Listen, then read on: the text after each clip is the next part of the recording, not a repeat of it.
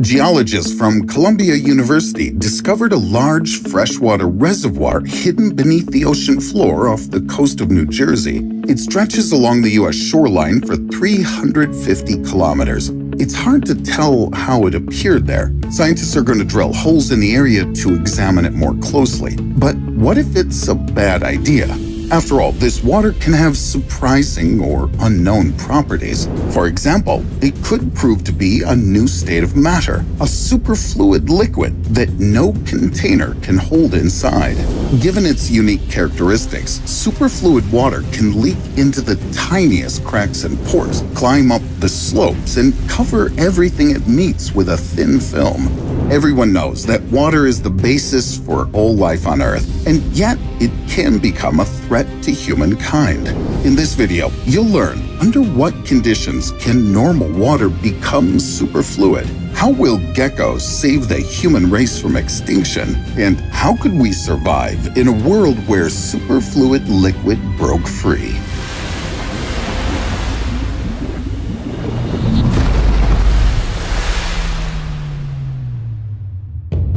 Imagine a fishing vessel coming back to the Jersey Shore at night. The ocean looks calm, but suddenly the vessel starts sinking. There's a colossal panic on board. The crew desperately tries to do something, but all the equipment is acting up and the laws of physics seem to be broken. All parts of the ship are getting filled with water that moves up over different objects, and finally, water creeps its way aboard. The vessel goes down. What happened here? The ship was unlucky enough to run into a flow of superfluid water. In order to create superfluid liquids like this, scientists cool helium in labs to the lambda point, an extremely low temperature of around 2.17 kelvins. In theory, you can't possibly transform water into a superfluid, as it will freeze much sooner. But if we somehow manage to shift the lambda point, water has a chance to become a superfluid, for instance, at room temperature. Just imagine if the lambda point changes, ordinary water can become lethally dangerous. Superfluid liquid always runs away from open containers. That's because it's not viscous. Just compare. The viscosity of normal water at room temperature ranges from 1 to 1.3 millipascal seconds. In contrast, the viscosity of superfluid water is 0.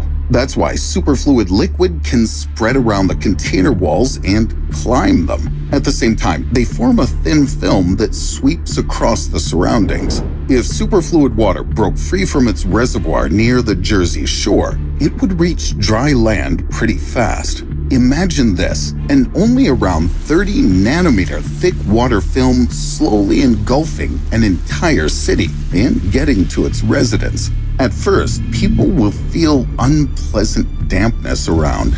Buildings, clothes, daily things, everything would start getting wet little by little. Then the water would hit the skin. It may seem okay. It is just water. How dangerous can it be?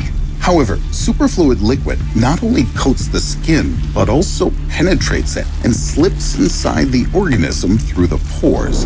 An hour after you come into contact with this water, your fingers will look weird, as if you spent a whole day lying in the tub.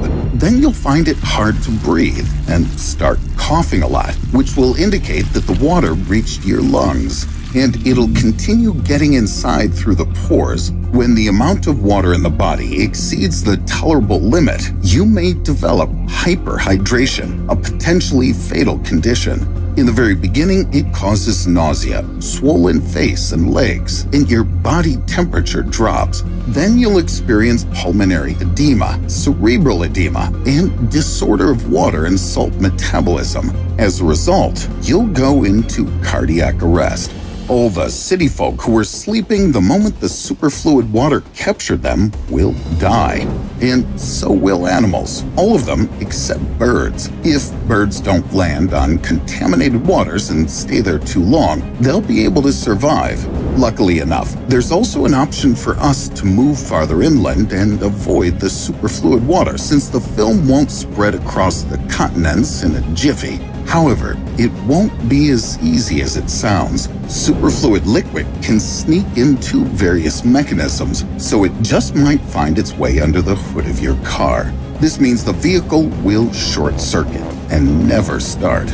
People living in coastal regions will have to rely on helicopter evacuation. That is, if the authorities bother to arrange it. I bet they'll want to stop superfluid water from spreading further inland, whatever it takes.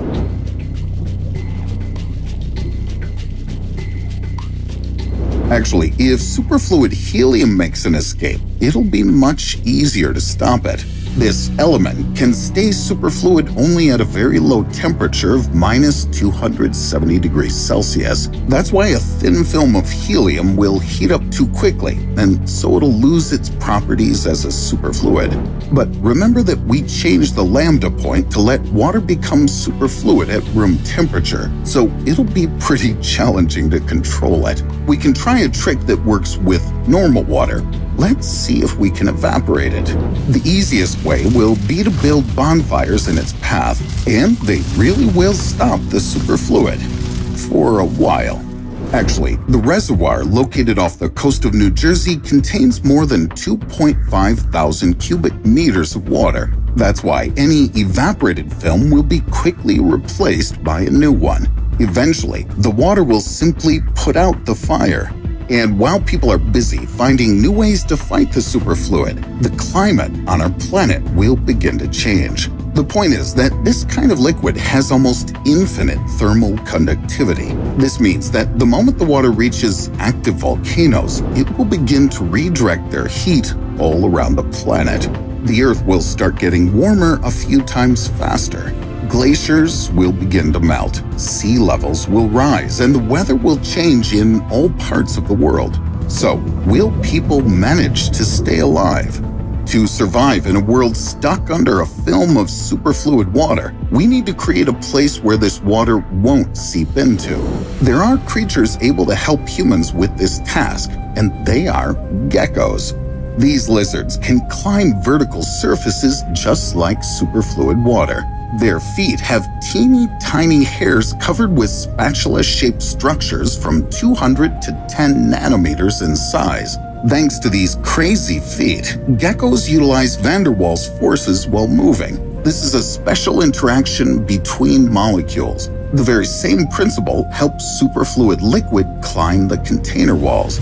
However, geckos have one weakness. Their feet are helpless when it comes to Teflon coating. But if geckos can't stick to Teflon, superfluid water will fail here as well. It looks like people need to build a hermetically sealed bunker to make it through the disaster. But it must be Teflon coated. Where can we build it if superfluid water freely spreads all around the globe?